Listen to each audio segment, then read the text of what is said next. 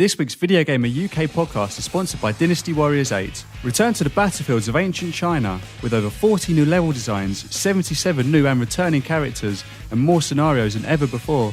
Dynasty Warriors 8 offers the most complete experience in the epic series.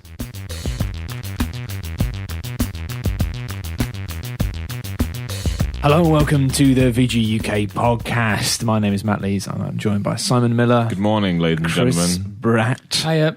And the inedible David Scannell. Hello, sorry, I just took a gulp of orange juice. Bet you did. That's not orange juice, that's orange squash. Don't lie to our listeners. Yeah. You're not that healthy. Let's not mislead people about the vitamin C content of your beverages. Yeah, it's mostly water. How sorry. watered down is your orange squash? Well, this is the thing. I've been speaking to people recently about orange squash. No lie. I think that's the right I thought this was going to be like a two-word answer. Yeah. Well, I always thought it was 1 part squash to 4 parts water, which it is. But other people I know put in like half and half. Mental. That is wrong, I quite think. crazy. I've taken this here and I've got nothing else to say about it. Do you like your squash, Simon? I don't drink squash. What do you drink? Water. It is mainly water with an orange tinge. That's true. You needed a follow-up, didn't you, really? My word. Well, anyway, we'll jump straight into the game. I will say, first things first, one person I comment recently of a long-time VideoGamer.com forum member, Altaranga, said, the podcast is all right. It's not bad.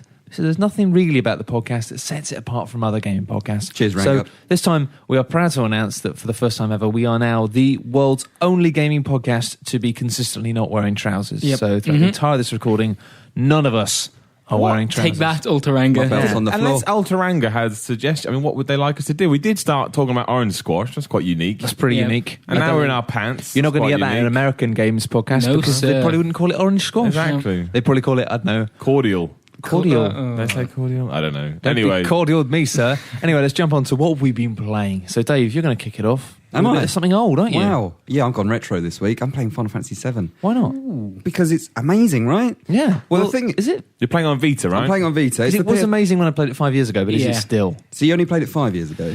Probably, yeah. Right, so I first started playing it when it came out, and I was only 11 when it came out.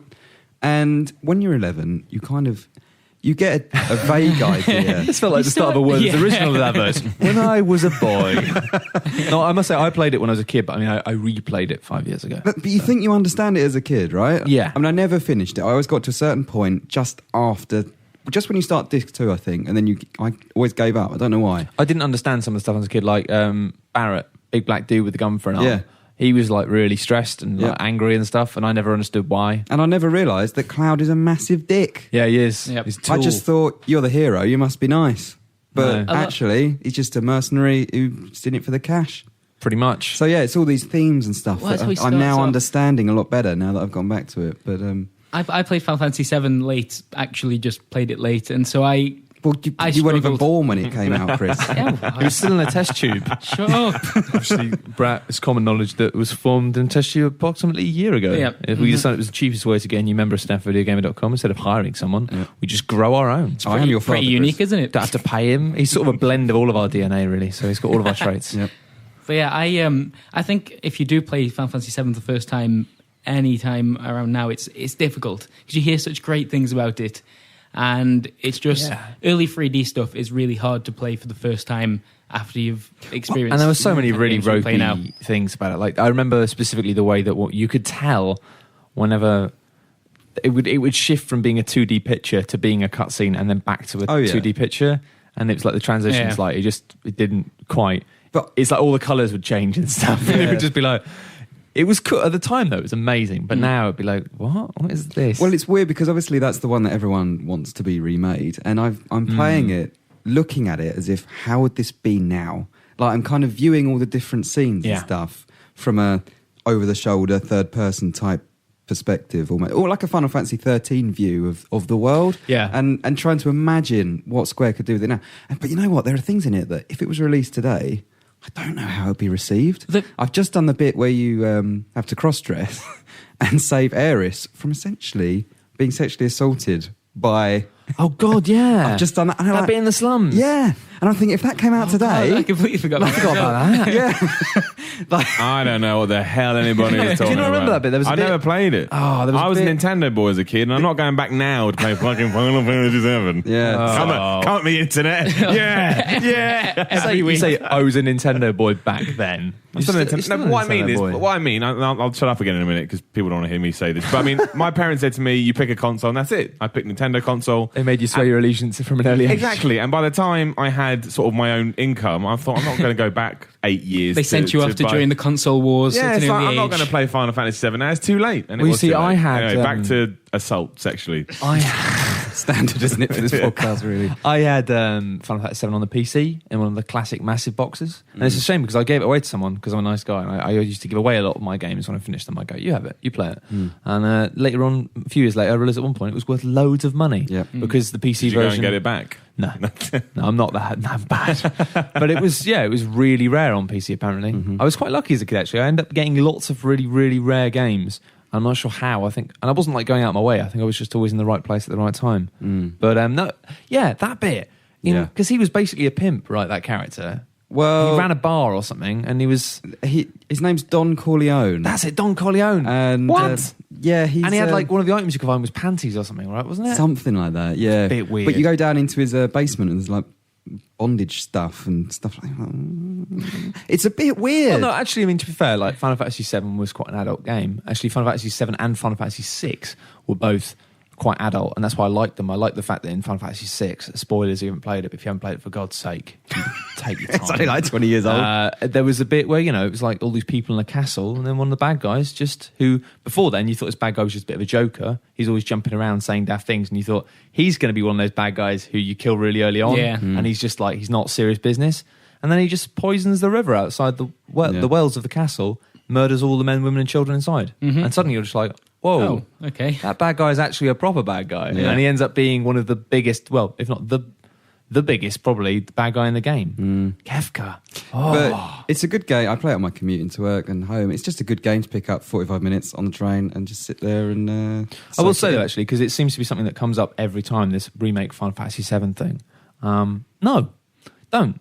And actually, I had an interview with one of the lead Final Fantasy guys who worked on Final Fantasy VII a couple of years ago. And I said to him, look, people always say to you, why don't you remake Final Fantasy VII? Like, what's the deal with that? Are you ever going to do it? And he basically kind of went, well, I don't know. There's lots of stuff in the game now that people wouldn't like as much. Yeah, and do we change it's that? not just story stuff as well. The late combat in that game is so boring if you play it now because it's just repeating summons, which used to be the Final Fantasy thing, and it was literally won't like work the anymore. way to win, was to have Knights of the Round. And just keep Simon. You man's will be talking Simon's- in Greek. Simon's just staring out the window going, hello, darkness, my old friend. Don't know. But it's odd though because I know what he's on I'm about. not typically a Final Fantasy fan. I loved 9. That was the only one I've ever 9. finished. I didn't like 9. Really? You guys are weird. You're weird. I gave up after 10. Didn't like 10 at all. But yeah, I think one I of the love 10 as well. I think one of the top honchos at Final Fantasy said it best when I interviewed him. And it annoys me that this conversation keeps coming up because that interview, which I did for OXM, I think just says it all. And the fact that he just said, sometimes it's best to just let memories be memories. Done. Let's I agree on just that. leave that. And also, people say, I want this game to be remade. I want this game to be remade. You can play it right now. You don't have to spend your time worrying about it. Like Dave, he's playing it right now. You can go and play that game, and enjoy it. I assume it's nice on the Vita and it works fine. It's just the PS1 version. Well, there we Works go. just fine. So yeah, go play it now. Don't worry about what could be. Worry about what is. It will only ruin your dreams and memories. Yeah. Well, they could remake it because I don't actually think they should. But then Ocarina of Time was done so well on 3DS. I think maybe there's. No, but the problem is that Ocarina of Time, because it was actually a 3D game. That's true. So It's it's just a case of up-resing it. Yeah. Like you just sort out the edges. Yeah, that's true. That's my technical. Yeah. Just take the edges off. It's fine. Get rid of the Make jags. it look a bit nice. When actually it's like it was a weird game. I mean, there was a lot of stuff about it that was odd. Like specifically, I remember that you could press select on the PlayStation controller to bring up those red arrows, which would show you where the exits and entrances were for the areas. Really? On 7? Yeah, because sometimes on some of the It wasn't 2D very drawings, it really wasn't clear Yeah. which doors were like doors you could go Yeah. through. And yeah, a lot of that stuff. Also, the bit where you got stuck in the golden saucer and had to do chocobo racing for a bit. It was just like, what's going on with this? Yeah. Weirdest pacing ever. Yeah. They'd have to redo a lot of it, like cut bits out and rework certain Do you still bits. like it though? Are you still enjoying it? Like in terms of it, even though you played it before? Well, I've never finished it before, so I'm looking forward to finishing it. I think I'm enjoying it more now because I understand the themes a bit more. I'll tell you what, understand also, the story's nice, but the early to middle game combat system is one of the best ones for when the you whole learn series. skills throughout it. So addictive. What's the items that you have to Materia. equip? Your materia. And it's, so much more fun. It's the way you slot them into equipment and then by using them in battles, level them up and unlock new skills and permanent stuff and permanent stat boosts. It's just like, it's amazing because with Final Fantasy, they keep going back to similar systems and keep reinventing stuff, but they've never really... It still feels familiar though, right? It's awesome. Like modern games do that as well, the whole equipping things and leveling up things by using them. Like it's a similar But I system remember to the what- disappointment in Final Fantasy VIII when it came up with this junction bullshit. And you're like, Oh, God. why didn't you just use Oh. materia again? It was such a good system. And the more you learn about Final Fantasy VIII system, the more broken it seems. yeah, it's rubbish. Oh, God, Yeah, I remember specifically Final Fantasy VIII became about walking in and out of this area, walking around a corner where behind a door there was a secret draw point where you could draw a very powerful spell from, and you draw 3 or 4 each time, and you just spent half an hour walking in and out of this room, going to this secret location and pressing X until you had 99 of that spell, and then you junction it to your attack, and then you win the game. Nice. Fucking boring. Anyway, Final Fantasy is consistently boring.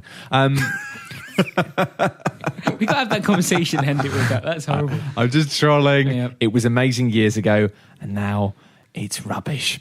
It's probably not. I just don't have time for It's it. just lost its way. It has. We all lose our way sometimes. Says the You look man who's like, played half a Final Fantasy game in his entire life. I think the series has fundamentally lost its way. I got to a point in Final Fantasy X where you had to fight 2 bosses back to back with no save points, and if you died, it took you back and made you do the first boss again. I thought, Yeah. I'm done with this, and There I was broke really- the disc and I actually- walked away. There are some hard bits in Final Fantasy X, but it's still one of my favourites Same. because I'm a massive lady boy. Right, so what Well, have there you been go. playing, Chris? On the back of the I've box had there. a little bit of a quiet week. I've started playing The Last of Us finally. We've talked about that so much on these podcasts. Yeah, so I'm I bored of that game now.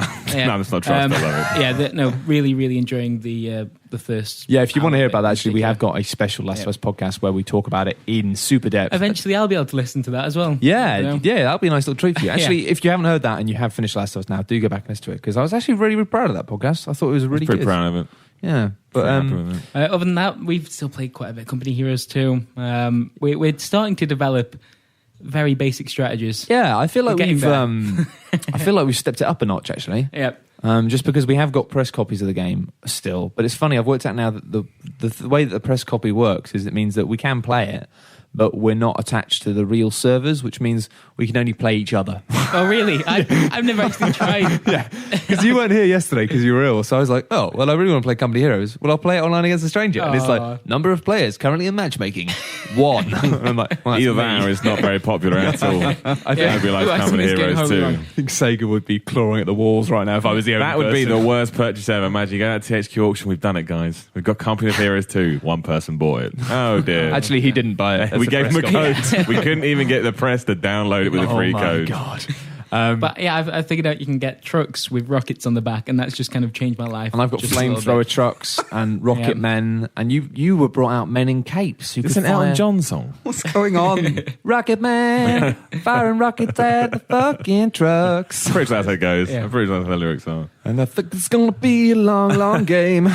I will play Company of Heroes 2 eventually. But Yeah.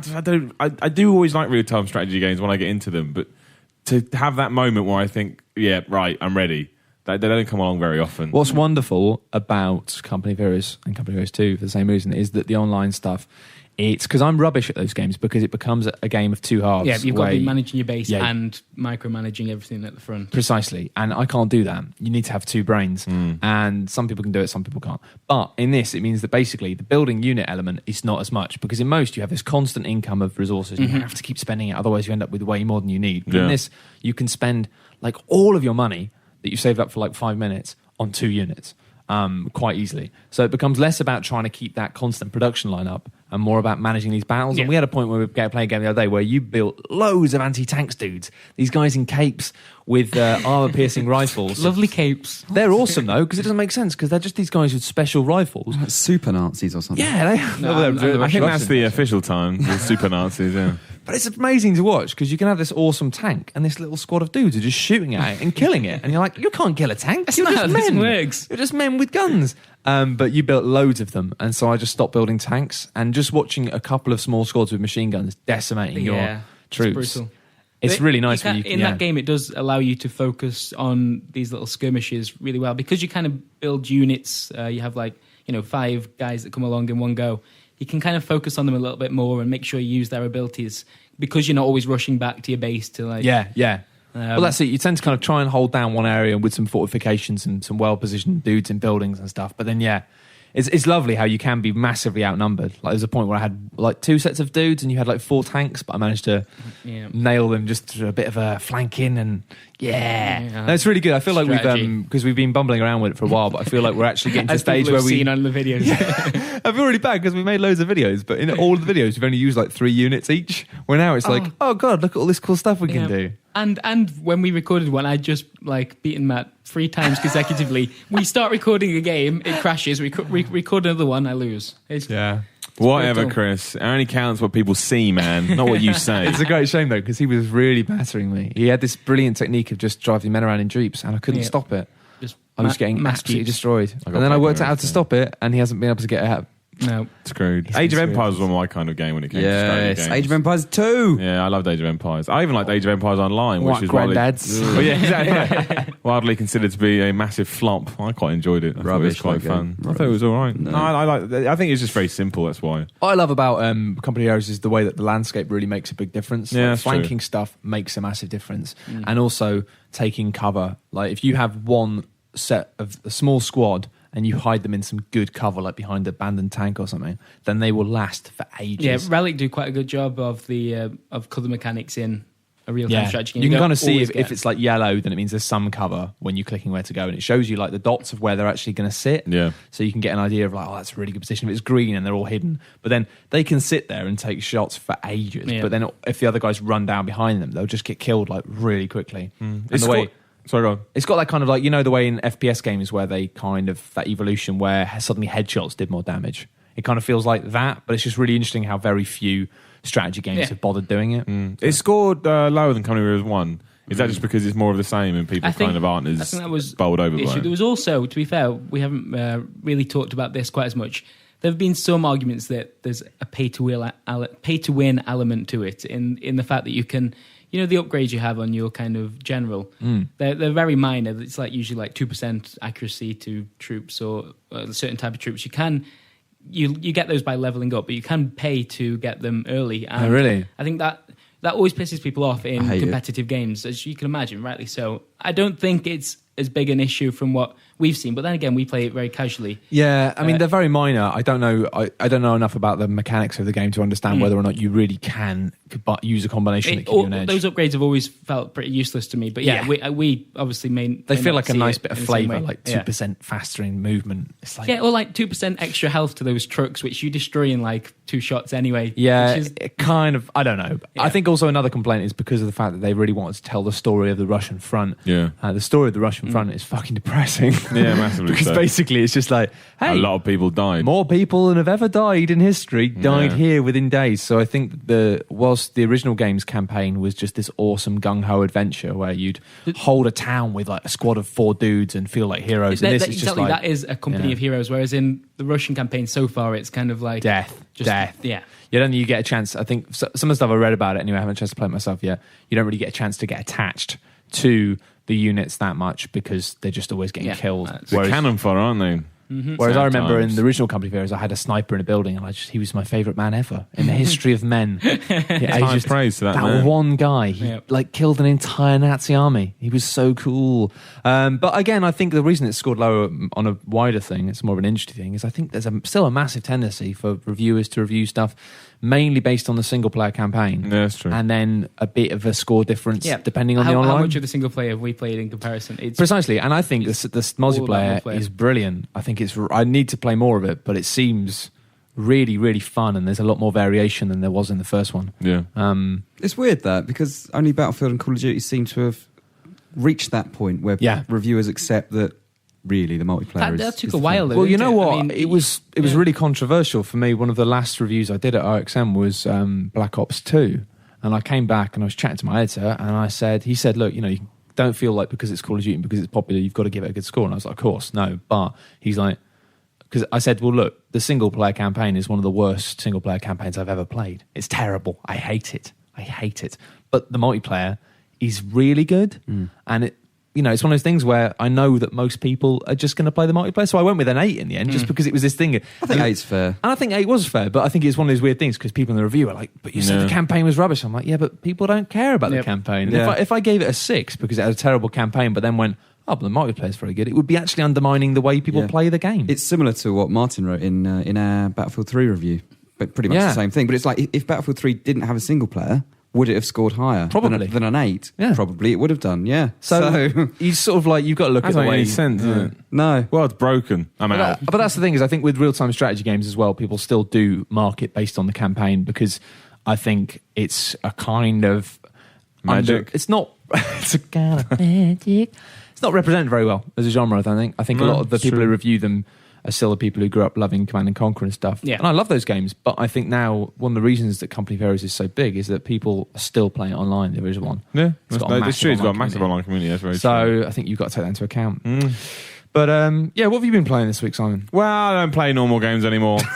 I only play things that kind of wind up in my... Actually, no, I quite like level 5. So I probably would have... I've hunted this down anyway. But I've been playing Leighton Brothers Mystery Room. That's right. Is that linked to Professor Layton? Yeah, but it's so ham-fisted. It's just... I can't remember his name now. It's because it's like Arfinkel. Arfinkel Leighton. Right. And he's Herschel's son. And he lives in London. And he runs a... he basically works for Scotland Yard. And he just solves murder cases. And so you take on the role of... some chick, I can't remember her name. Some chick. There's this chick, right? She's doing murder But that's how they all talk. That's how they all talk. That's why I said it like bloke that. appears, yeah. Yeah, that's how they all talk. Because obviously they're set in London, and she's, I can't remember any of their names. They've all got stupid names. What era is this? The Groovy Chicks? This is like 1960. No. I mean, it's just, I don't know. It kind of has a Sherlock Holmes vibe about it, but it's not set then. It's set in the modern day, but everyone's wearing big trench coats and things like that. I just got this image of like, the Sherlock and Watson being like, "What up, babe?" That's what it's like. It's like, I mean, Arfinkel, whatever his name is Sherlock, and you are like Holmes. He knows everything, and before each case, he says, he tells you the what do you call it, the case you're about to examine, and he says, "Here's your suspects. Which one do you think is guilty? From the information I've given you, which one do you think is guilty?" So you'll pick one, and he will go, if you're right, he'll agree with you, and if he's wrong, he goes, yes, I think it's this is before you know anything. You haven't even examined the murder scene at this point. And he goes, yes, but I think, and being a level 5 game, all of a sudden the screen goes mental, there's a load of lights and there's 100 cutscenes. For him just to go, there's a 97.2% chance that it's this guy. And it's always the guy. He's always right. But you have to narrow down to 3.8% that he can't work out. It's mental. Then basically what you do is, as this rookie, you then go, you look at the crime scene. As obviously, because it's on iOS and it's mobile, it's all very Sounds simple. a bit like, what's it called? Phoenix Wright. Oh, it's a lot. It is like Phoenix Wright meets Professor Layton meets I don't know, because Phoenix Wright was great fun, but I love the way that it was really unprofessional. It was the fact that you were just supposed to be an attorney, but then you end up having a personal relationship with everyone involved in the case and doing all the work yourself. Yeah, and you'd be doing loads of detective work. And the other thing with Phoenix Wright that really comes across here, I always felt like no matter what I did in Phoenix Wright, it would turn out okay. It would always kind of get to the point where it's supposed to get to one way or another. And it's the same with this. You can make 100 mistakes and yet you still find the right guy. You still find the evidence. Does it have that sort of... Because one of the things I loved about Phoenix Wright was the fact that in a lot of the cases, the harder cases, you didn't know what had happened. Yeah. And you were clawing away, just trying to find little things that kind of just... No, it's a bit more... Because it's on iOS, I think mostly it's a bit more streamlined than that. In the sense you will always get a list of suspects and you will always get their take on what happens, and then you will always get to look at the murder scene. And the murder scene is nothing more than you just click... There's certain bits will be highlighted by circles, and you just... you tap the circle and you zoom in and you look around. And there will be some hidden stuff, but to find the hidden stuff, you just zoom in the camera a bit more. There's no sort of actual control of what you're doing. But it's kind of Moorish, and there is some kind of... Once you get to kind of the higher up cases, there is a certain amount of deduction you need to do. So you need to think, well, I found this, and that matches that guy, but this statement doesn't work with that person's statement, therefore it must be, this guy over here. And it's kind of fun. I mean, I kind of liked him, and I've done... I think there's You don't sound massively convinced by it, but I can't tell, because obviously at the moment we should add that you're currently transitioning into a final Pokemon form. Simon's been cutting out all carbs from his diet and eating a diet of purely protein and essential fatty acids. Yeah, so he true. can be the beefiest man in Beeftown, Yeah, which is awesome. pretty much. But I thought he was already, but I love apparently- Beeftown. yeah, he's Apparently going to be the there's more mayor of beef to Beeftown. But I do like it. I do like it. It's just, and I don't like people that say, "Oh, this is an iOS game." But because it is an iOS game, a lot of it has been stripped back. It just has been. This is designed for when you're on a bus and you want kind of 25 minutes of something to do. So it's very easy, very simple, and it's all right. It's okay, you know. But there's a lot of dialogue. Yeah. Like typical Japanese / level 5 game. My gosh, the Fucking conversations, stop the talking. conversations they have just go on forever. But it's fun. And considering you get the first 2 cases for free, and I think the other two blocks of cases, which are about, I think, 5 each, cost like £1 or something. That's So all if right. you really like it, you know, it's going to cost you £2. That's so. a good way to do it. I think that's one of the advantages of iOS is being able to have a game model where you can just be Yeah. like, play it for half an hour. If you like it, give us some money. Yeah, that's it. And I do like it. I don't like the music. Because it's like Professor Layton. Why is all Professor Layton music like crazy trumpets and mental saxophones? Like, who came up with that one? What's with all the crazy trumpets? I like the crazy trumpets. Do you It really? reminds me of like Bellevue. No, does it remind me of Bellevue Rendezvous? The art style does, but I don't know what the crazy Yeah, no, trumpets the from. art style's similar here. And there's load of talking, and then it holds your hand. It holds your hand a lot. Yeah, And why don't you look over here? It Well, I reminds me want of the to. music. You look over there, boy. It's the music from a film called Waking Life, which is a game Okay. about lucid dreaming. Oh, Not nice. Lovely. It's really, really good actually. Really, really trippy. But yeah, I think it's okay. I think it's all right. I think I enjoyed it. I'll probably play all the cases, to be honest, as when I'm on a train or a bus. But you know, I won't be talking about it in a year. Yeah. I may not even be talking about it tomorrow. I must be say actually that all the talking stuff, I'm struggling a bit with that. I've been playing Animal Crossing, which obviously Oh, that is- dialogue I just hear from I hate it. You just don't have it. Can you turn it off? Can you turn it I off? think so. Yeah. probably turn that noise off. Yeah. But I need to find the options actually and mess around with it because the talking just takes forever. It's so slow. And I do like Animal Crossing, but I feel like my brain is like living in the fast lane. So I really struggle to go and just chill out and do some fishing. I don't understand it. I played it on the GameCube, You know, and I put in like a good week because I know obviously it's all done on the in-game clock and stuff. But I just don't understand it. in I don't another life, understand it. in another time, I loved it. Yeah. I loved it on the GameCube. But Yeah. that was a time when me and my brother would just mess around with stuff and we'd make our own fun. And it was like, I loved it. We were both kind of slightly too old for it, but it is that kind of rekindled that childhood thing. And I think Yeah. that's why people love it. It is an odd game though, because it seems like it's a game that the only people playing it are children and games journalists. Yeah. Games Yeah. journalists have gone mental for it. Absolutely crazy. And that's why I bought it, because I thought everyone's playing it. But I've added loads of people on my friend codes, but I can't be asked doing any online stuff. I'm not good at online gaming. But obviously I have been keeping up doing Animal Crossing diaries. Yep. I'm going to So- video diaries. So if you want to see how I'm getting on, then you can watch them on YouTube. We're going to put up one every Friday, just a video diary update. What's nice going little on? well-rounded video take- into your Have you got mind. any apples? Have you got any apples? I haven't. I've got cherries. Have you got any pears? You got no pears? That is the game, isn't it? Yes, Like when yeah. you visit someone I've got else's cherries. I've town, got cherries. you just kind of do drug deals with fruit, right? That's correct. Shut your mouth. You're a dead man. Don't say it. I Don't say it out don't- loud. Don't tell the mayor. I don't understand it. I've got someone on my Twitter account, I can't remember who it was, so I apologise, who was moaning saying, I can't play it at work, so I play it at the morning and night and everything's shut. So where am I supposed to play this game? Apparently, once you've got your mayor stuff all signed off, you can change the shops so they open at night instead. It's an odd one though, because in 24-hour shopping, yo, it's the future. No, New you Leaf go. does seem better than the other ones, actually. I was thinking, it's just the same stuff again, but they've added quite a lot of stuff. I do kind of like the way that it's a really, really twee take on the dull stuff of everyday life. The fact that you have to like sort out a mortgage and you have like town planning and stuff. It's Man, just, man, like it's bizarre, but I do like it. I'm the biggest Nintendo. I love Nintendo. I think they're great. But this and Pikmin, I just don't understand. They've just never, ever made sense to I get my brain. Pikmin. I think Yeah. Animal Crossing is just, until you get it, it's just really Isn't- difficult to. The first Pikmin was Just incredibly, trying to wrap your mind incredibly frustrating game. Isn't Pikmin just like some guy goes to a planet, corrupts them, takes over their town and leaves? Pikmin That's was a basically the game. idea of Pikmin. It's like an RTS. No, but kind the of. concept is he goes in there, destroys all the inhabitants, then leaves again, right? Pikmin was like a broken version of Dead Rising, right? Oh my gosh, it just blew my brain. Because What? Really? yeah, Say what? Pikmin I've was never like. thought of it like Dead Rising. I'll explain at all. why. I'll explain why. Pikmin was like a broken version of Dead Rising because what it did was you played it for 40 minutes and then you realised because you hadn't done things quickly enough or you hadn't done things in the right order, Oh, right. you'd failed the level, Yeah. and then you had to restart the whole level, Yeah. and you just spent like 40 minutes or sometimes an hour in the later ones, or what felt like anyway, because it was quite a slow-paced game, and then you go, oh, right, I've got to do the whole thing again, and it was that trial and error, but this is what Dead Rising was, and a lot of people didn't like Dead Rising because they played it for a few hours, and then they were like, oh, I failed the game because you hadn't done it properly, and then they went, what? That's bullshit. I can't have failed the game because they're not used to that.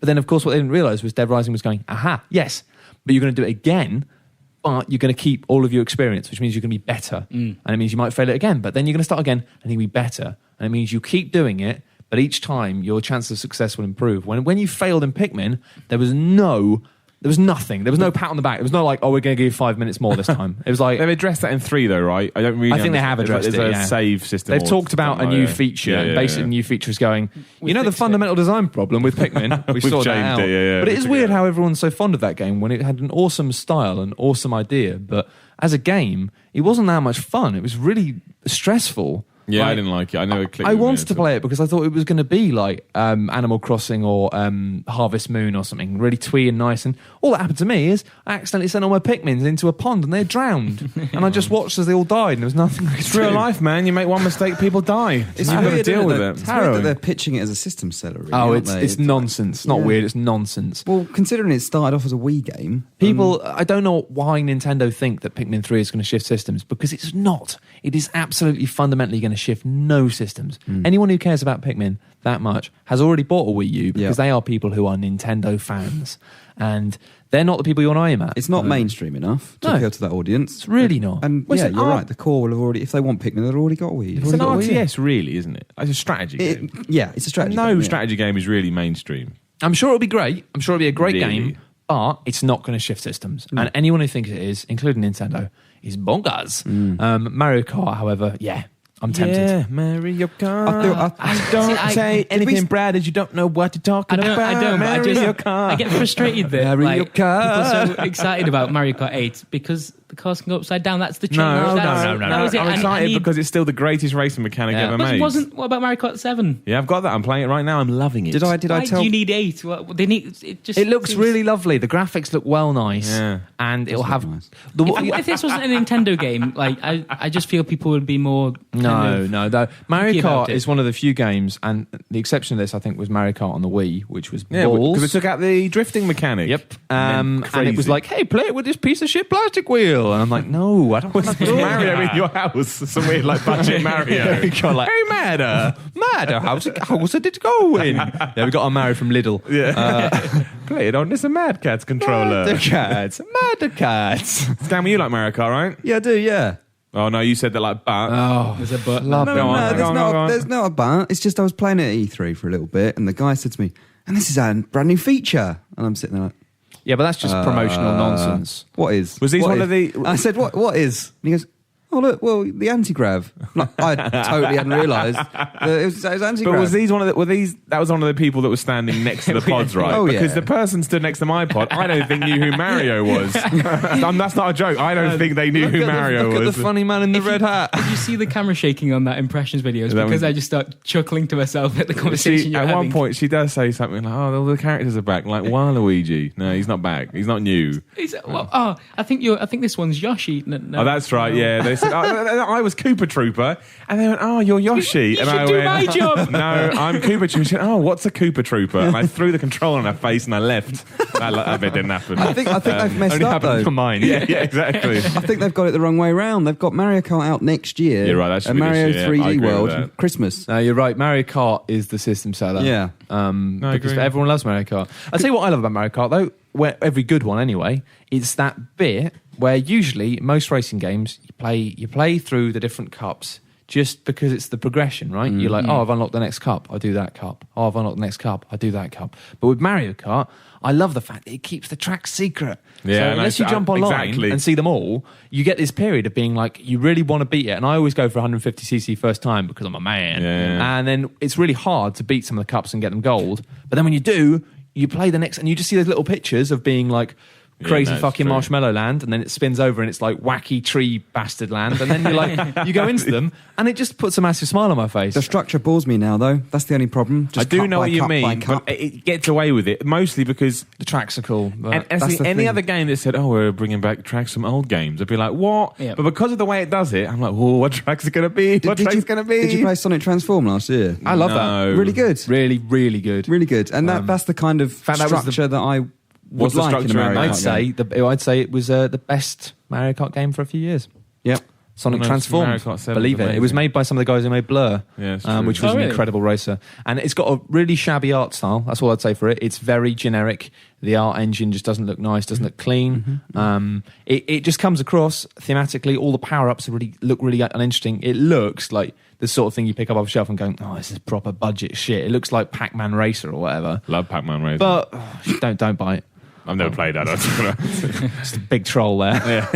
But no, it's really, really good. When you work out the mechanics and work out how the boost stuff works, it's super clever. What's the structure, though, that you like? Excuse me, that was my stomach. I don't know if you heard that. It's just a level by level type thing, and often, you can choose which ways to go. You have to unlock. I can't have it. Your belt's undone. Sorry, Just talk about the damn structure of Transformers. interrupting to look at my trousers here. Belt broke. You have to pay to unlock. What do you pay with? You earn stars. Or Yeah, you something, earn don't stars. and basically, certain amount of stars unlocks different paths, and there's all different challenges within those different paths. So each cup is like, it's not cups. It's basically That's each. insane. It's quite simple. I've made it sound stupidly complicated. The way it works is that each cup is basically like an area, and you go into that area, and then it is like in Mario 3 or whatever, where you can go Oh, you around. pick your path. Right, okay, notes. right, that makes sense. But then there's different sections in it, and each cup area has a certain number of stars, and the more stars you unlock, the more things you can go to. So actually, to get everything in each area, you need to do all the events, and you need to max out all the events. But it's always like, you realise if you get half of the stars, then it'll unlock like something. But it has lots of really interesting unlocks along the way. So basically, it means that instead of it just being like, oh wow, you did really well, you've unlocked this character, everything's quite tangible. Yeah. There'll be like a silhouette of something, and it'll be like, that's a character. And you can take those paths to unlock those characters, or you can just carry on going. Right, through. okay. So it's a bit like a platformer. So it's like, really. to unlock some of the really cool stuff, you might have to do, like, especially in later cups, you might have to do a really hard event, and then you can unlock it. Or it's quite cool the way it means that it's not that thing of races often have where it's like, I'm stuck on this race. And for me, especially with realistic races, it's like, oh, it's a fucking Nürburgring. It's not massively original, but it's different to the standard sort of Mario. But it's mainly Kart. what impressed me actually about Sonic was the fact that it has this thing that looks really stupid. It has this stunt button where you can do stunts to the left or the right, and then they give you boost. And you just look at it and you go, that's just so uninventive. Basically, you flick the stick in any of the four directions and it spins the car. So when you do a jump, you do a spin and then you boost more. And I just looked at that and gone, oh, God, really? That is rubbish. But then it's not. It's actually amazing because you have this thing of being like knowing when you can spin up to 3 times on any jump, which means you have certain jumps where you have this thing. If you mess it up, you've screwed it. But then you have to make this instant calculation in your head after a jump going, can I do 2 or 3 on this?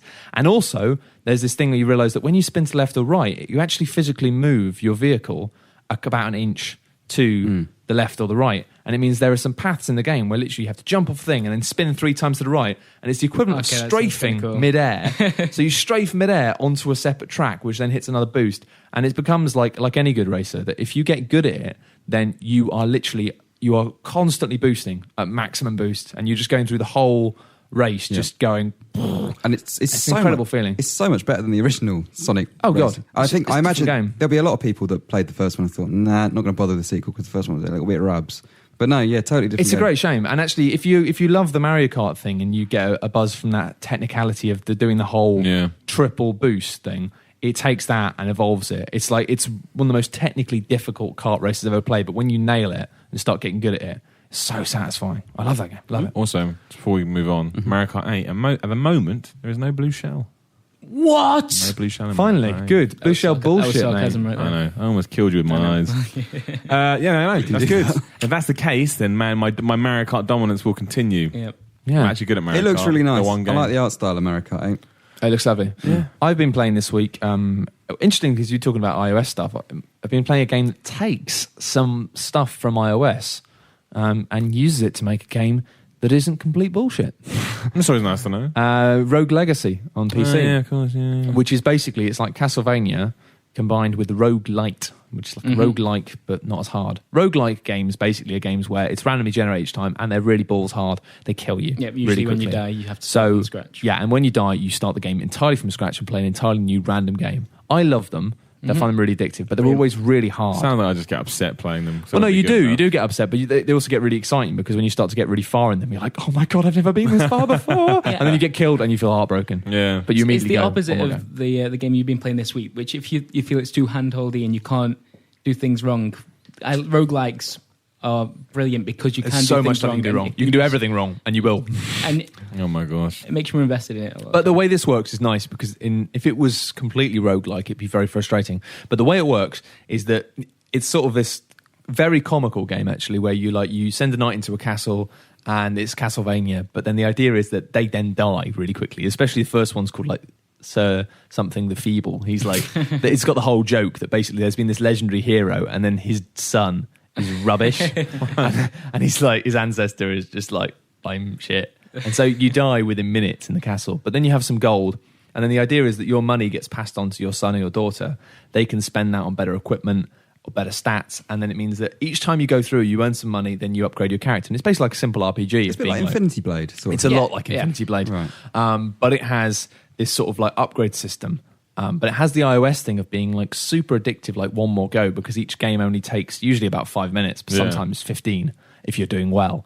But it also has this nice thing of the fact that some of the upgrades you can give you like, you can buy an upgrade which gives you a plus 1% to the gold you collect. And so it has that iOS thing of being like, you end up investing quite heavily to get more investment. But it's really nice because usually in an iOS game, there would also be a button that you could press to get some money or do something. Yeah. And it's just, exactly. And it kind of avoids that. yeah, and it's a shame because the whole like giving you upgrades that help you improve the economy is a thing that iOS games kind of invented a bit, or at least popularized. But it's nice to see a game using the cool stuff that iOS games like Jetpack Joyride's one of my favorite iOS games. Yeah. But not having any of the paid for crap. Bullshit. Rogue Legacy is a real brutal storyline when you think about it. It's this family of kind of subpar heroes that are just constantly going into the same castle and dying. It's over and over again. But I like it because it's so like flippant about it. Yeah. And I like the way that you end up... it's quite nice that sometimes you'll get... Because each time you get a hero, you get to choose between 3 different types. And there are different types of characters. And you're like... Every now and then you'll get one that's really good. And you'll be like, oh... And you'll be like, this time I'm going to try and kill a boss. Because you can actually make proper progress that's permanent progress. Like, if you kill a boss, you've killed it. And that's done. Then you can go and kill the next boss. But a lot of the time you'll just be like, oh, screw it. This is a rubbish character. Well, I only need 600 points to buy the next sword. So I'll just try and get 600 gold coins. And then I'll just be like, if I die after that, it doesn't matter. So you kind of... It ends up being like... Although it's a little action game, it becomes like a high score thing where you're like, you have to get a certain score. Otherwise, your journey is worthless. Is the end game just a high score game? There's no like... finish? No, there is a finish because it's like there's 4 sections to the castle, each of which has a boss, and after you kill those 4 bosses, you unlock a big door, which I assume unlocks the last area. Oh, okay. I played it for about 7 hours, so it's like a Castlevania game, but it just means that you're leveling up your character, but each time you die, you get a new castle. But there's some cool mechanics, like the way that you can pay. You can get this dude to fix a castle. So if you play a castle and you go, I like this one, you've got an architect outside who will fix it, but then you only get 70% gold. So it's this thing of being like, if there's a magic chest you wanted to get that you messed up the first time, means you can send your ancestor in and he can have a go. It's just lots of really clever touches, but it's just super addictive. And actually one thing about it that's worth mentioning is it's really funny because in addition to being like, your character's a mage or a barbarian or a paladin, they have real world traits like IBS or short-sightedness. Or like colorblind as well. Colorblind. If you're colorblind, then it means that you play through it and the whole game's black and white while you're playing as that character. Some of them are really annoying, like Vertigo actually flips the screen, so you're playing it upside down. It's impossible. Like That sounds horrible. it is, but the thing is, because you can always choose from 2 or 3 characters, usually most of the traits, you look at them once just to see what they do. And I love how subtle some of them are. I'm not going to spoil them, but some of the things you sort of like, it takes you 2 or 3 tries with that type of character to work out what that effect that has on the world. Because some of the things, my favorite one, I'll give as an example, is my favorite one is hypochondriac. And if your character's a hypochondriac, it means when you get hit, it's like 3,000 damage, when actually it does like 15 or something. So every time you take damage, it's like, 4,000 damage. That's good. It's just really funny. And to be honest, like after about 3 or 4 hours of playing the game, you've kind of seen most of those jokes. So the humor element wears off. But by that point, the kind of looping addiction and fun of it has got you. But I like it. I really, really recommend it. I think it's one of the most fun games I've played this year. And it's one of these really for me, actually, I'll just quickly say it's a really good example of why we don't. Everyone gets really stressed about like current gen consoles, and everyone's like, "Oh, make a new Castlevania game, make a new Metroid game, make a new Star Fox game," and we want all these console makers and companies to remake new versions of the kind of games that we loved when we were kids, and they won't. And they just won't. And it really annoys me that it's like, everyone's like, when will they release a new this on the Xbox? And actually a good example is Shadow Complex. Which Epic, where's a new Shadow Complex? Where's a new Shadow Complex? Because I want one of them as well. But you know what? Epic looked at it and went, well, yeah, but we made so much more money on Infinity Blade, which took us so much little time. And it's like, you kind of get frustrated that they're not making games like this anymore. But actually, just stop worrying about it, because they're all on PC. There's all these little dev teams that have grown up playing these games. Inspiration from them. But I would like a new Metroid game. Well, no, but you don't need a new Metroid game, because I swear they haven't made one yet. But in about a year and a half, there'll be a dev studio of 3 or 4 talented guys who grew up loving Metroid games who will have just gone, screw it, we're going to make one. And it won't be called Metroid, but it will be exactly the same. It'll be amazing. And so many like indie games are taking inspiration from Metroidvania kind of ideas anyway. Like, there are elements of that all over the place. Yeah, I mean, this has got Metroid bits in it. But I mean, what's nice as well is the way that these games, even though they're not like the official brands, because they're not, they actually can reinvent them. And there's stuff like this game is like a bit like a Castlevania game, but it has loads of other influences, where if you put them into a Castlevania game, people would go, oh, it's not really a Castlevania game. I don't know. I just think PC indie scene at the moment is just... It's not even... PC indie scene used to be this like pretentious thing of being like, oh, it's just another fucking art game. When actually now, it's just basically providing all the games that we as gamers want. It's like hardcore. And I love that it's happening right now, because it's such a quiet time on the consoles. It's like... What are you talking about? Right to hell, Retribution. 1% is out. That's what we'd be talking about if there weren't in the toe. Like really cool games like Rogue Legacy knocking about. So that's true. And State of Decay, which you're continuing your video playthrough. Excellent. I look forward to watching that. If you haven't checked it out, Little Brat's got a Little Brat. Sorry. Oh god, Little Brat. I've got so many names for you. Stop it. Little Brat, Brat the Brave. You're doing a kind of Let's Play series of State of Decay. State of Decay. Yep. And I enjoy watching them. So watch them. We've got quite a bit of news, so we should jump onto that. Don Matrix's dead. Don Matrix is dead. He's not He's dead. killed this morning. He's picked it, by poison arrow. I've got a lot to say about this.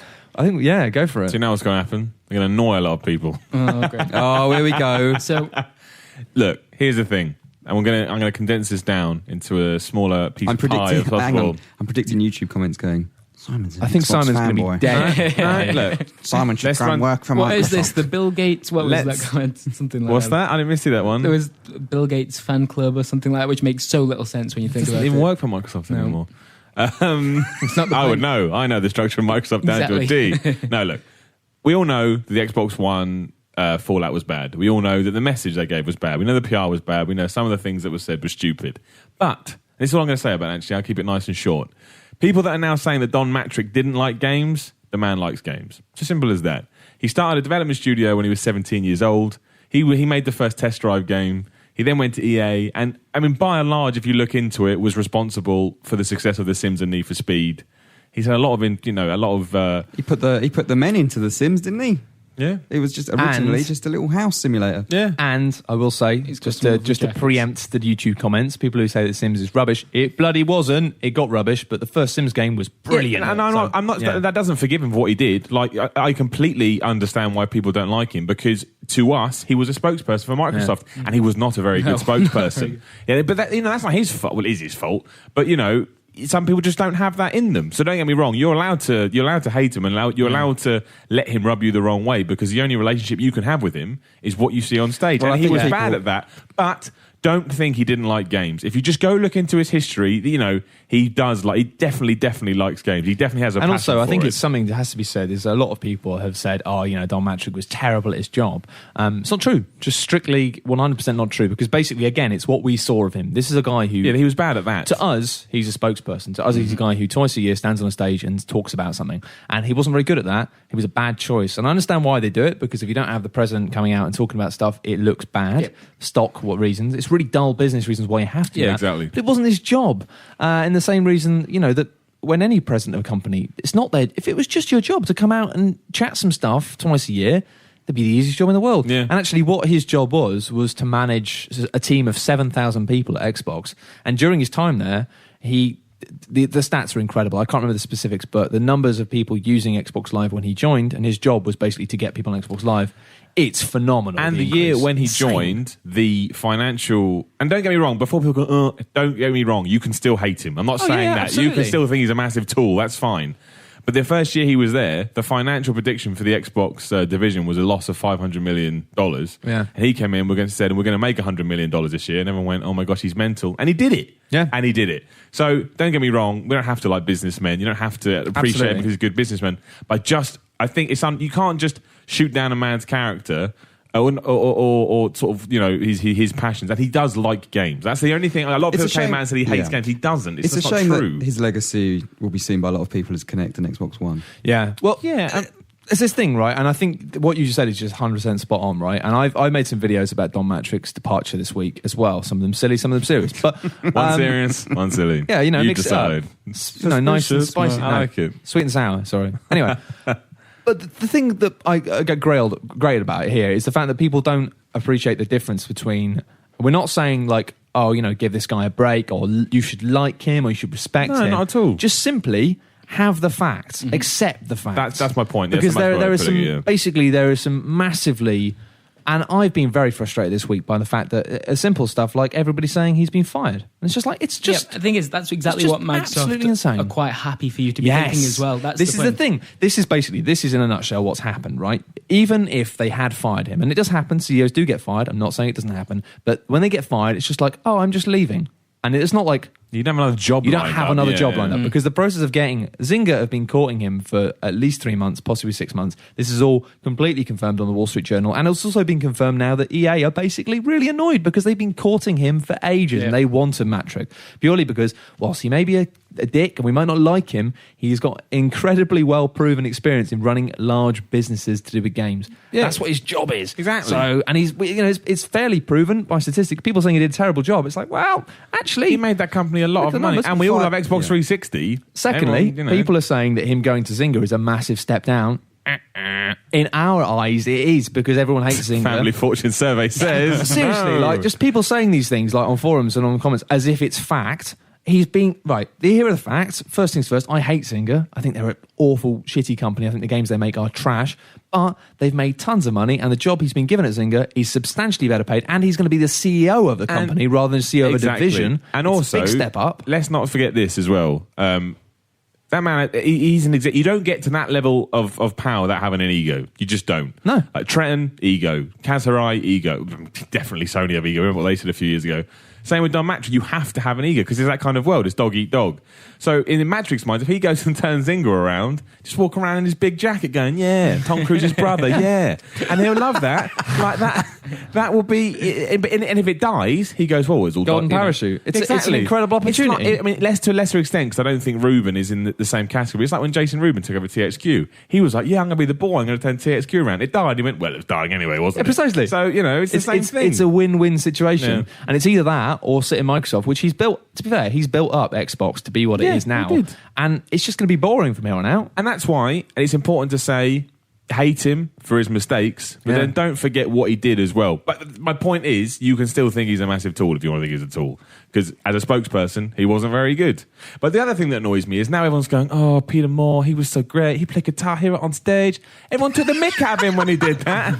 But everyone at the time was like, Peter Moore, what a dickhead. He's playing cotton. But now it's all like, oh, memories. It doesn't work like that. You can't. That's the other thing that annoys me. Everyone now is like, oh, bring back the Peter Moore. He's so great. It's not, but you hated him then. And you kind of hate him now. Did they hate him? I don't think people hated him. Oh, and a lot of people are like, oh, it's so embarrassing. But now there are people going, oh, do you remember he's so into games? He loves games. Look, I'm sure some people get into the business and don't like games, but I genuinely believe... Well, Peter Moore was at Reebok for years, wasn't he? Yeah, but I still think he likes games. I think Trenton likes games. I think Matthew likes games. I think Kaz Hirai likes games. I still think they like games. I just do. That's just the impression I get. It doesn't mean they're not morons. There's been a fabrication this week. The idea, right, that there's been this idea that he got fired from Microsoft for doing a shit job, and they just went, get out. And so then immediately it doesn't he picked up the phone. He picked up the phone. That could have happened, but the second part of the idea is what's ludicrous. The first part is possible. Second part is that he just basically then thought, well, I'll just go and be the CEO of Zynga. Yeah, like- As if you can just basically give them a call and they will go, you know what, usually these things take about 6 months to a year to sign up and sort out. Yeah. But we'll make an exception.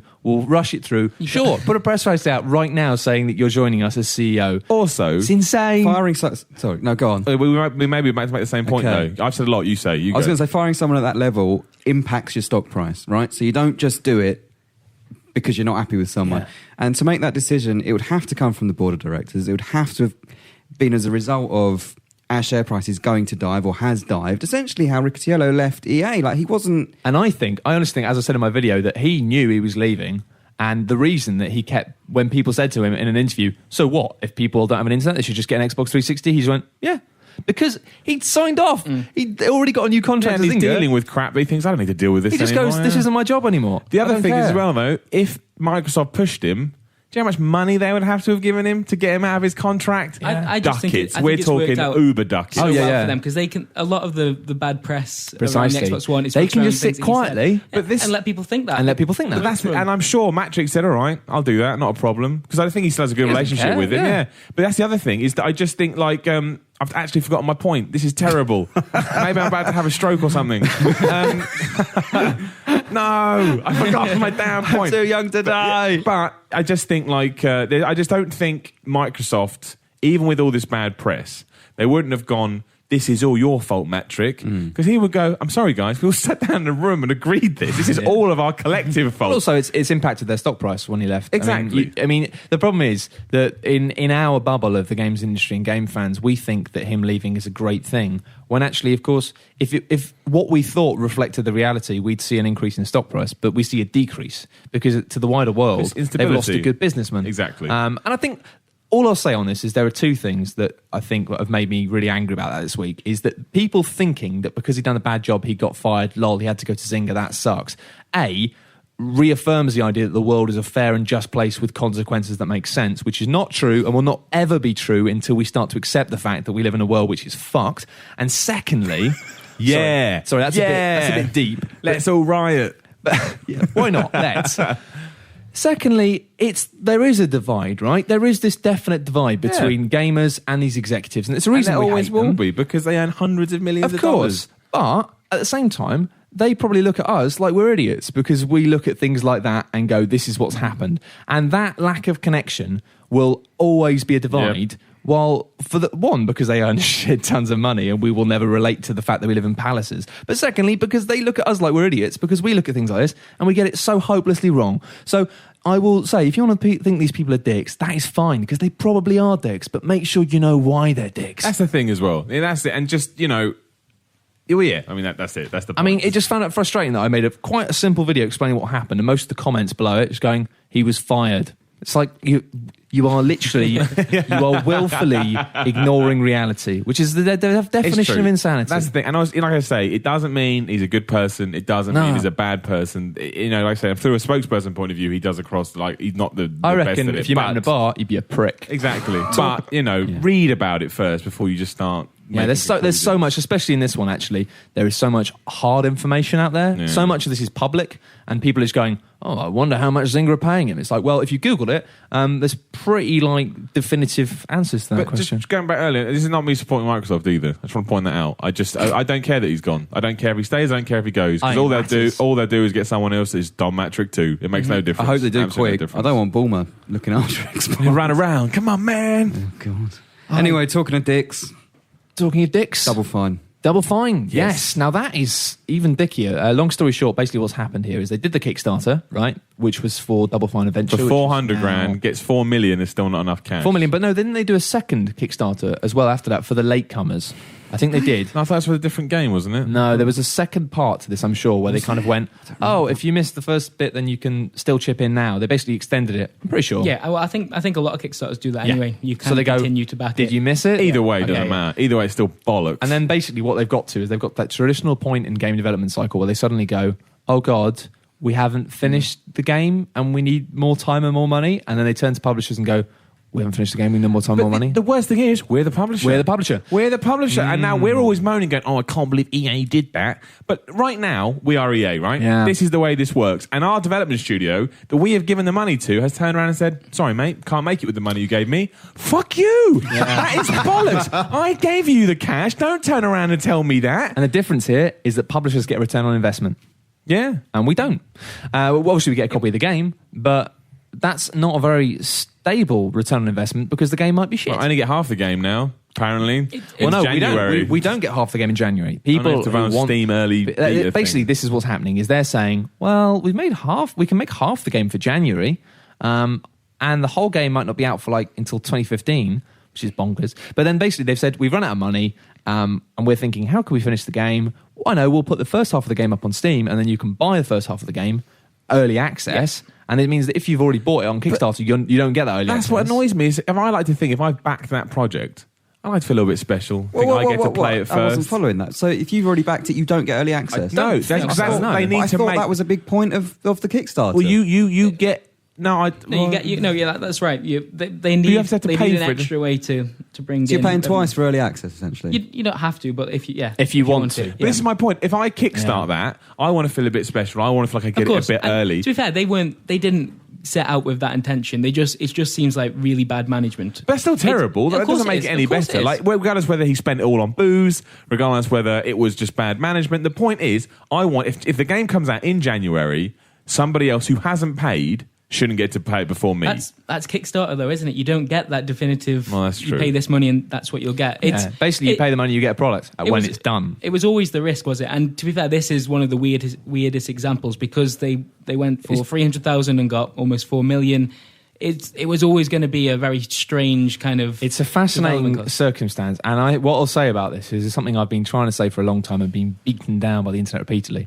Is that the relationships between developers and publishers is not black and white, and publishers, because they don't talk about it, because they can't talk about it, they always get painted with a bad guy brush, and it's half the time it's not fair. And this is interesting because I used to work on the PR side, and I used to work closely with lots of developers and lots of publishers, and you get a lot more insights into that relationship, and you realise that some of the stuff is bonkers. And actually something that happened with Activision that I did not know about when I was working alongside them many years ago, and I had no idea about, and actually I was on the side of game fans here, was to do with X-Men. X-Men, what's it called? Destiny. That's it, yeah. And all I knew about that was that it was coming out, it was made by a studio I loved, Silicon Knights, and I thought, it's going to be great. And then it seemed like Activision just weren't supporting it at all. It felt like we could do nothing for it PR-wise. I really wanted to do something with it. I really wanted to promote it. I really wanted to know about it. All we had was this concept art. And for 6 months, all we had was this same concept art. And I thought, God, Activision, my client, have fluffed this up entirely. They've screwed another game. I hate these guys. Blah, blah, blah, blah, blah. This sucks. And now it seems like, in retrospect, there's been a fascinating piece that came up, I think, on Kotaku or something, which went into in-depth about what happened with that. And it looks like Silicon Knights took Activision for a ride. It looked like they basically, they were not working on the game. Yeah, exactly. Every 6 months, they go, can we have some more money? And Activision kept giving them more money, and they just weren't working on the game. And then it got to a point where Activision called their bluff. And they just went, after about a year and a half or whatever, they just went, okay. And they just publicly announced, the game is shipping, it's being made by Silicon Knights. And that's why when I was working on it, we just got told 2 days in advance, we're announcing this game. We're announcing this game tomorrow. And we're like, what? We didn't even know this game existed. And that's because Activision just went, right, screw you guys. You're not making this game. And then they went, right, this game is being made by Silicon Knights. It's out on this date, which basically was just them turning Silicon Knights and going, you are making our game, right? Yeah. And but the thing is, out of all that things, it's one of those cases where Activision, a company that are widely regarded as being a big, evil company, actually did the right thing. They actually did the good guy thing, whereas the developers were being real shit. Yeah, and that game never would have come out. They would have just kept taking. Well, seemingly, they would have kept taking. And when it did come out, it was half finished and broken. That was terrible. Silicon Knights, Dennis Dyack, by all accounts, sounds like a bit of a cowboy builder, based on that article anyway. It's a fascinating read. But Double Fine, can we trust them anymore? This is the thing. Our life's turned into Newsnight. Can we trust them anymore? Get Paxman in here. It makes you think, right? Is this the sort of thing that happened with Brutal Legend? Because wasn't there some sort of fuss there between... There was. Double Fine and EA? Well, you know what that was, don't you? Well, I don't know, but it seems like someone at EA sat down, played these bizarre RTS sections that had never been mentioned and went, I'm sorry, Tim, you didn't tell us about this? And Tim went, fuck you, man, they're going in a game. And they all fell out about it. Really? I think that's what it seems to be if you piece together all the I wouldn't be surprised. puzzles. Publishers do know games, and I wouldn't be surprised if they sat down with Brutal Legend and went, guys, this game isn't fun. Well, they kept that very quiet, it is for didn't they, the 2.5 RTS? hours, and then all that game needed. That game was sold on its music, right? And it was. You can't. There's And Jack Black. Yeah. All it needed to be was awesome music. Should you like that type of music? And you go beat the crap out of things with a big guitar axe for 10 hours. Because that's what it was for 2. And that would have been fine. I mean, it wouldn't have been the greatest game ever. Would have done the job. But it would have done the job. And instead it turned into... And if you liked it, that's cool. But that's not how it was marketed. And again, and I think most... they didn't announce the RTS stuff at all, did they? But now this has happened. Do we start tying it? Was this another situation where Tim Schafer kind of built too much game? I don't know. What's sad about this is the way that game development always works, obviously, is this thing of, it is this back and forth and saying, we need some more money, we need some more time, and it always has been. But you would have thought a company as experienced as this would have looked at this and gone, okay, well, this time it's different, and one of the major ways it has to be different is whatever money we get, we budget properly so we do not ever have to come back and say It's not a great analogy. If we go to Tesco, right, or Sainsbury's or Waitrose, Marks and Spencer, wherever you want to shop, and you have 40 quid to spend on your budget, right? You don't spend more than that. If that's all the money you have in your hand and you have any other way, you think, well, I'll make my £40 go as far as I can. So why can't they do that? Well, the thing that annoys me most is that originally it was a small scale $400,000 thing. Yeah, it's and now interesting they earn 10 times the amount. And what annoys me about that is that Tim Schafer comes out and says, well, I don't want anything to be less than a Grim Fandango or a Full Throttle. Well, it was at one point, because you didn't make those games for £400,000 or dollars or whatever. So at one point, this was a smaller thing. So why now is it... It just feels like we've funded the salaries of a lot of people, and maybe they haven't really been working that hard. Which is, unfortunately, the thing about that though is that's saying that I feel bad because actually the problem is a lot of studios, and this is just me guessing here, but a lot of studios do have this horrible crunch, and it's a big problem with the games industry. This you work as a games guy, and you get paid quite well, but you never stop working until the game's done, and it's horrible. And I get the impression that maybe they've gone, hey, this is awesome, this is new, we don't have to work like that anymore, and they've almost been treated this whole Kickstarter thing as being the game dev's dream, and because of that, maybe they kind of haven't worked with the same intensity because they don't have a man in a suit coming in once every month. And you can see how that would happen so easily. You have this huge celebration. You get almost 4 million. The people are behind you, and you can see how people, they don't have producers. Into it. Yeah, because producers, dev teams hate those guys, right? Because I know a lot of big US publishers will actually have even with UK studios, they actually have a producer who would be from the state, who would then basically be you're going to go and live in the UK. Yeah, you go put them in a studio, don't you? And they'd come into the office every day and they'd have somebody there just to make sure they were doing their job. And it's literally we've given you your money. It's like having a minder. It's just but they're basically the schedule man. They go in the big schedule and say this, do it now. Money man. They have to do it. And it's people shrug, evil. But it's well, no, it's just protecting your investment. It depends on the company as well, doesn't it? You have, you rule by fear or do you rule by, whatever. And I haven't been watching these things, but I wonder here, because really the idea with what they were doing with this documentary of them showing the process of them making this game, these really regular video updates, I haven't watched them because I don't have time for that stuff, but that seemed to me like that was supposed to be the equivalent of the man in the suit who stands behind you. And I wonder if in the recent episodes, months and months and months, there is footage of Tim Schafer repeatedly going, I don't think we've got enough money to make this game. Because if not, that's really dishonest, because the fact they've only said this, they've said this after 6 days after their second Kickstarter for the Massive Chalice ended, which means 6 days is roughly just enough time for Kickstarter to go, right, it's closed, give us your money, give us your money. They will have known about it before then, and it does start raising questions. Would people have backed Massive Chalice so they've just taken $1 million. They've just taken another $1 million from fans to then turn around and say, that first project we kickstarted? So now I'm really hoping that the guys making Wasteland 2 and Tides of Numenera, the Sequence Torment, aren't going to fucking do this. Because they are the dreams, aren't they? If those guys screw it, my heart is dead. The dreams. Big name. No, for Kickstarter, I mean, those are the big examples of I always thought Kickstarter could work. Kickstarter was balls. So have I. Now I hate it. I think it's a great idea, but I think that... But as always, man corrupts all. Works well for the little man, I think. The little studios, the little devs, great. As soon as you start getting big names in, big teams... You've got to have the sense as well to cut it off. I think the problem is that the mistake that they've made here was they said we want 400,000, and maybe in their head they should have gone, have your your new awards for different things, but have a cut-off point. Yeah. Have a point at which you go, actually, guys, Actually, we're not going to take any more money. We really appreciate it, and hopefully when the game's out, you'll like it and you'll buy it. What the balls happens when you only need $1 million to create this dream game and you get 4? Like, I tell you what happens. You freak out. You go out and you get drugs and booze and girls. Here's an analogy that actually makes a lot of sense, right? I used to go to this thing called Secret Cinema, which is this really kind of Heard about this. pretentious, It's cool though. kind of cool thing. Basically, they put on these events that are themed to films, and I went to one for Blade Runner, right? And it was one of the coolest nights of my life. They recreated a little warehouse that was just like Blade Runner, and obviously I had my big stupid hair and my big stupid jacket, so I looked like I was in Blade Runner anyway. But it was amazing, and it was so cool because it was small, and it was written about in the BBC, and I actually appeared in the BBC video in the background. I was like, this is cool. And it exploded. It became like this really cultural phenomenon. Everyone was talking about it. Then I went to the next one, which was Lawrence of Arabia.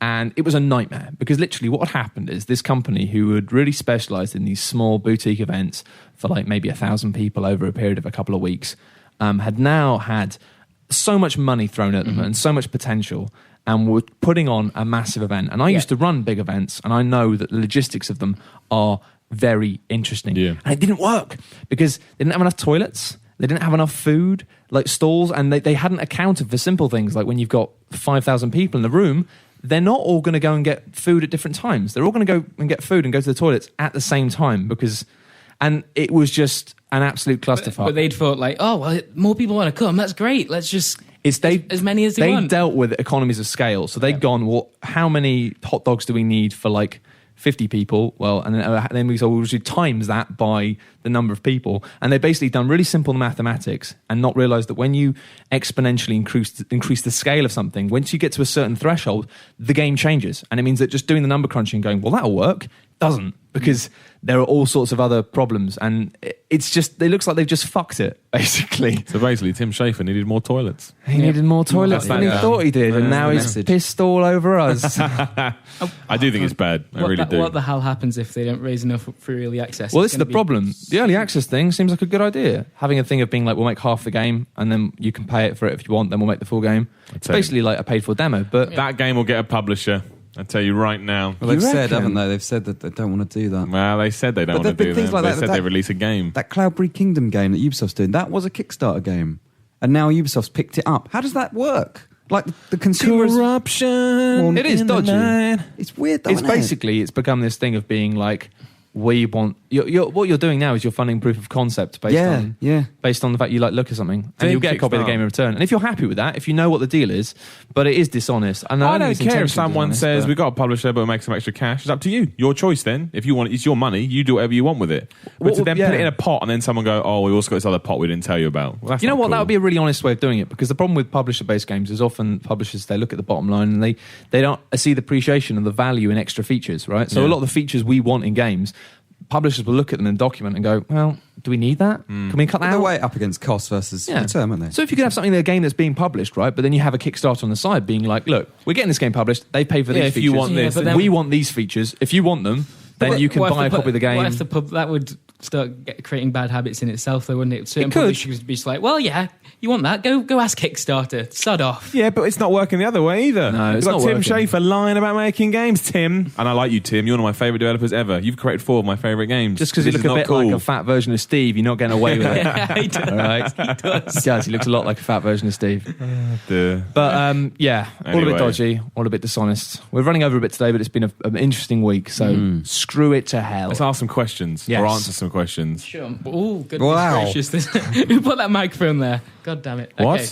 I just... Kristen Lee died on a microphone. Oh, right, It was pretty dramatic. Okay, let's have a look what we've got. Have a what?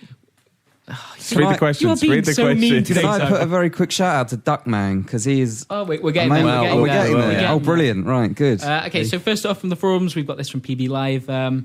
If you're obviously going to be getting hands on the consoles at work, hopefully, but who on the podcast team is getting a next-gen console on day one? And if so, which one? I know Dave is certainly doing Couldn't this. possibly say. Couldn't possibly say. You know what? All of Screw them. it. I'm buying an Xbox One. Yeah. Come at me, bro. I suppose someone's going to have to write it out, aren't they? Yeah, exactly. I have pre-ordered both.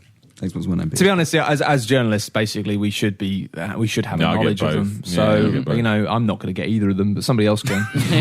I'll have a go on one. Yeah. I'm PC. Like a roller coaster. I'm actually, I say that, I'm PC until they give me a reason. And there'll be a reason. I don't know what that reason Something is will yet, happen, yeah. But there'll be a game I'll see, and I'll go, yeah. Got to play it. I think at the moment for me, it's probably Project Spark, just because that looks like awesome fun. Yeah. But so if that is the case, I might get an Xbox One just because I want to play that. It's coming to 360 though, isn't it? Yeah, I know. Is it? And PC? Yeah. Oh, well, I'll get it on Maybe. PC. Done, maybe. It's definitely come to Windows PC. 8 yeah. though. It's Fuck off. Fuck off into space. the mix of that. Yeah, I'm a little scared right now. I don't really know where we are. What would your ideal game shop look like? An Apple store. Yeah. You Steam. can't play Amazon.co.uk. Don't know. I just get to feel the pads. What do you mean a game store? I imagine it means a brick and mortar game store. I don't really have one. They're all horrible, and they're all designed as if it's 1996. I think an online store with a little bit more control over what happens to that Argos, game actually. years down the It'd line. be great Pretty if good. I think that's Argos. I don't know. Bit What boring. I'm talking about. Imagine if it was a bar, right? Oh no. And instead of arcade machines, you had like a load of pods set up with the latest games. Yeah. And behind the bar, you could buy a drink and a copy of the game. Yeah, I think that the best Amazing. thing would be. I mean, obviously, I quite like Loading Bar in London. I've done a bunch of stuff with them recently. I might do some, maybe even do an event for VideoGamer there. Actually, just thinking about loud here. Anyway, but that's quite cool. I think somewhere social where you can play games and chill out and have a drink, have a coffee. It'd be quite nice to imagine running a game shop that was like a kind of game shop and a space, but you only stocked good games, like a curated game shop. You know, like you get that with music stores, right? Where it's like you have a jazz store and it's like they won't have shit music; they'll just have all the best jazz. Imagine that. I don't think it being would like, work for games, though, would it? well, I think current retail isn't working for games. I think things started to go down the pan when it was like, hey, here's 500 copies of the latest Medal of Honor game. But isn't it crap? Shut up. We got paid a lot of money to put them in the window. So, I don't know. Yeah. And this is from Mark Gregory. He's talking about the Ubisoft hack. Ubisoft. Ubisoft. The German drink. Yeah. Ubisoft. Schmeckt gut. Apparently, he's had some trouble with his Penis? account. How immature, Simon? What kind of podcast is Hello, this? Chris. I'm having some problems with my penis. Oh, God. Yours sincerely, Mr. Chofty. Please stop writing us letters, Mr. Chofty. We can't read them I just out. don't know how to answer it. Well, take a look first of all. That's where Send I'd us some start. pictures, Let's please. have a look. Oh, dear. Dave, tell me what's happened with the Ubisoft hack and whose fault is it? Sorry, say that again. Whose fault is Ubisoft? Well, Michel Ancel, isn't it? Eve? I was like, Yves Guillemot. You've No, the Guillemot. Ubisoft hack. Yeah, that happened. The Ubisoft yesterday. hack? Yeah. I have no idea whose fault it is. Someone on the Well, internet. hackers, isn't Probably it? Ubisoft for leaving their systems open. Apparently it was They possibly. left through their a systems website. open. No, there was Oh, one God, of you one don't- of you don't one do of that. their one of You their get hacked websites. right off. Because it's only one of their websites. It suggests that website hadn't been built properly or had certain systems open. Right. You know what? I'm just so unable to get outraged about any of this stuff. I find it so boring. It was It's like hacked. it's always the responsibility of the person doing it. Like, I could kill you right now, Chris Pratt, and you haven't got any armor on. You're not protected, but it would still be the fact I chose to do it means I'm in the wrong. hackers shouldn't hack. And sure, you should have good security, but hackers. I dicks. guess the thing. Hacker's God. gonna hack. The But thing that- really, I just don't care. It's like whenever my Blizzard thing's like, oh, you've got your password wrong, which means we now need to send 6 emails to authenticate that you're actually Matt Lees. It's like, honestly, I would tick a box with my Battle.net account that just said, I don't give a shit. What's the worst thing that's going to happen? Someone's going to go on StarCraft and lose a game for me. Don't care. People used to go into my WoW account and sell all my armor, man. Yeah, Yeah, people I find know. your bank All my details and items. shit, though. That's Well, bad, isn't it? that's bad. But I mean, I'm just fairly ambivalent about everything. I So. hope Yeah, Ubisoft it's so appreciate great. the irony in all this. I hope there's a My What's the Uplay irony? account. What's the irony? Watch Dogs side quest. Oh, is cool. like Yeah. hack into Dude, what if Ubisoft. it's just Yeah. amazing promotion for it? I mean, well, not amazing now. But Somebody Yeah, wants that is free amazing bad promotion, promotion. annoying millions of people. But Yeah. buy a game, eh? Someone might hack into my Uplay account and finish Far Cry 3 for me. I don't care. I'm never going to do it. So do your worst. there we are. And also, make sure you go to the doctor about your penis. Yeah, Yeah, that's do check that out, it's Mr. always good Chuffy. chat. We really are very I don't worried know about you. why he'd go to us. Has for it got advice lumps that. on it? Move next. Next. I think it's actually worth. We need to mention the winners of the podcast competition, winner of the Yes. podcast competition, and member of the month. Yes, do so. Well, in fact, I've got it printed off. Isn't that useful? For the podcast competition, we asked people to design a scroll to be used in the game. Scrolls. And Basically, it's for those who don't know, it's quite a fun little strategy game, but it's the cards themselves. It's basically like invent a Magic the Gathering card. Yeah, like invent pretty much. an RPG card. And we will actually make a video at some point soon, hopefully, of all of the different entries, because the entries were amazing this time. I've got to say, You guys are awesome, because we have always said, hey, come and enter the podcast competition on the forum. But each month we get new people coming and doing it, and each month they just get better and better. So you guys are incredible. Yeah, well, the winner of this month's last month's competition was Jaffo, who created a scrolls based on Matt Lees and his incredible E3 lunges. Well done, Jaffo. Congratulations, Jaffo. Well, I mean, Jaffo. to be honest, Jaffo, you knocked it out of the park. I don't know how much effort you put into this, but you probably could have notched that down by about 30%. It's just, it's spectacular. It's one of the best. Is it scrolls? He's done like a Don't know kind what of it is. painting of you mid-lunge, and It's just the quality of the painting. It's a fantastic If you did it in bit of paint, work. please let me Can I know. have a look? I don't think I'm not sure. How You can see this on the forum. If you go onto the forum and go onto wow. the podcast section of the forum, you can have a look at it in the member of the month competition thing. It's brilliant. Very good. It's a fantastic painting of me doing a lunge. And what's Yeah. the text read, Dave? When Lees comes into play, all bets are off.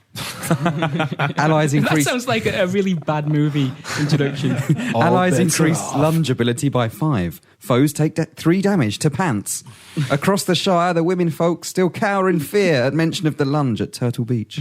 That was a good lunge. Turtle Beach 10 out of 10. It's legendary. It was a triple lunge with a 180 spin. Yeah. So yeah, congratulations, Jaffo. You have won a game of your choice, providing it is not more than £50. But let's be honest, what games are more than £50? I'll send you a message on the forums for that. Right, I'll be in touch. For the member of the month, very rightly went to Duckman0121. What a man. Who Dave was about to mention, has created some animated It's a new videos VG legend. of Yeah, podcasts. basically, do something with us and we'll give you a prize. Dark Souls. Our egos know no bounds. we didn't vote for member of the month. No. That's all done by the community. Yeah. Okay, Um, fair enough. And I must say, it was purely, I didn't want to call that one for the last one with the drawing, because I was like, it is a picture of me, so I'm not getting involved in this choice. But it's just clearly, it's just such a brilliant piece of work. But this one Yeah, was it is. voted by the members, and quite rightly though, Duckman, I couldn't believe it. I came to the office and someone was like, oh Matt, have you seen this? This guy's done an animated video of us on the podcast. I was like, what? What? I mean, it's a bit ropey, but I must admit, I like the the comic ropiness. timing Comedy timing, is amazing. impeccable, and I know And I like a little the about that. stick And that guy's got talent, so keep it up, Duckman. You've won a game for being awesome. Yep, and that happens every month. Go check the forums if you want to find out. We clap Jammo. We got to clap Duck Man.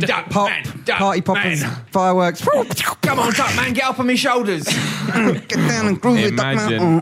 We've got, me and you, Dave, we've got entirely different mental images. You're having a sexy dance party. I'm taking him through Victorian streets while kids run along going, woo, with Just England imagine flags. you happen to scroll to that point in the podcast with everyone screaming Duck Man. I'm doing a Hovis ad, you're doing a WKD Blue ad. Duckman, woo! Please move on. Please move on. Yeah. Finally, the vote of the month. One of the people who voted for the member of the month competition, randomly selected. That is Ghost__ Dog, who's also won himself. Ghost Dog. A lovely game. Good name. It's a good name. Fair play. Well, I assume it's a lovely game. You best pick a lovely game. So yeah, we will do a new competition next week. Well, then that we'll think of something amazing. But yeah, bear in mind that every month we do this. It's thanks to the lovely guys at shop2.net. Basically, we give away 3 games. One of them for somebody who's actually done something that's impressive, which is obviously quite tricky. Secondly, for somebody who's just generally been really funny or done something that we think, or the forum thinks is cool, which is obviously, or just having a name that's Duckman, which is obviously it's always engenders an easy choice. passion towards you at an alarming rate. Or thirdly, just by voting Which for is so someone, easy. which is ludicrous. Yep. It's that kind of like everyone's a winner bullshit. Yep. But it means that anyone can be a winner, so join the Everyone forums. is a winner of JJB Sports. And join the forums and say some horrible things about us. Join the Dark Souls Pants Man. Alter thread. Anger. What? Sorry? Oh, Alter Anger. Can't believe it. Can't believe you turned your back on us after all these years. We thought we were close. Screw you, Alter Anger. Have we got any other questions then? Whoa! That's one less listener. Jesus. Whoa. Whoa. I was kidding, Alter Anger. I love you. I will send you a game. No. Stop it! Stop it! I love the way you said that and then your eyes exploded. And you go, what have I just said? Why did I say that? Why did I say that? You can send it in one of your games, I man. said one of my games. I've got games. There's a game on your desk that's been there for a while. That'll do. Yeah, you can have that actually. Yeah. Next week's competition, win shit from our set. Do we have time for a very quick fire round questions? Do we have any more questions? I think that was That's it. it. You're a The ones I pirate, picked. Chris. Just because it's been- Yes. Oh, mid plunder. we've gone a little longer, and I just got We have. questions This from is a bonus booster podcast. Yeah. Apologies for the length and girth. Lol. Yeah, thank you very much for joining us on Video Gamer UK. If you have enjoyed the podcast, and do remember to get your nan to subscribe on iTunes. Give us a little and give it a rating. I always like to see if people like the comments. So even if you think it's terrible, I mean, don't obviously. But yeah, always give us ex-boy fanboy. What? Xbox fanboy. Xbox. Oh, right, ex-boy fanboy. What's ex-boy? I said the wrong words. Some all right? website I go to. Ex-boy. My mouth doesn't work. It's broken. I like reading reviews. So Yeah, give us a review, write us a like comment. Do get your mum and nan to just give us a rating on the iTunes. I've been Matt Lees, as ever. Dave has been Dave Scammell. Goodbye. Chris has been Chris Bratt. I have. And Simon was played by Simon. That's right. Good evening and good night. Bye.